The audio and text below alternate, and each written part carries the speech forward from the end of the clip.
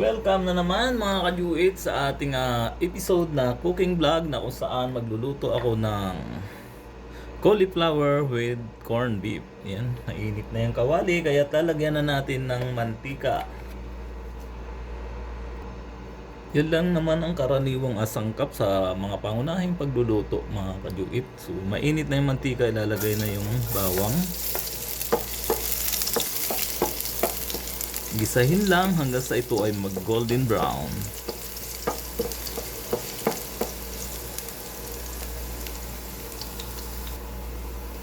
Saka naman isunod ang sibuyas.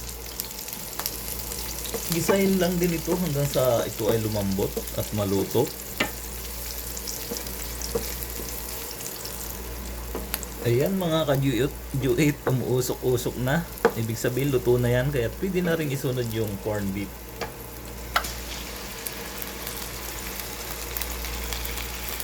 Walang beef kaya corned beef yung ating gagamitin.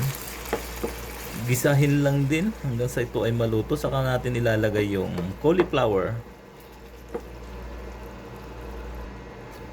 Ito yung ulam na pangmadalian na lutuin mga kajuit dahil saglit lang lutuin ang cauliflower at corned beef. Masarap din sa cauliflower yung medyo crispy pa siya. Dahil luto ng karne norte, pwede nang ilagay itong hinimay na cauliflower.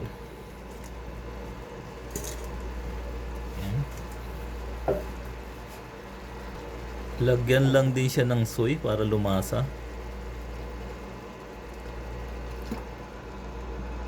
Saka takpan hanggang 3 minuto.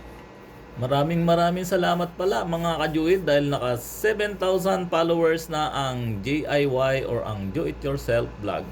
Maraming salamat sa inyong patuloy na pagtangkilik sa aking mga video at sana huwag kayong magsawang manood at huwag na rin skip ang ads. At ayan, after 3 minutes, yan na, luto na ang ating cauliflower with corned beef. Yan, natakpan na yung corned beef mga kajuit. Yan, ready to serve na.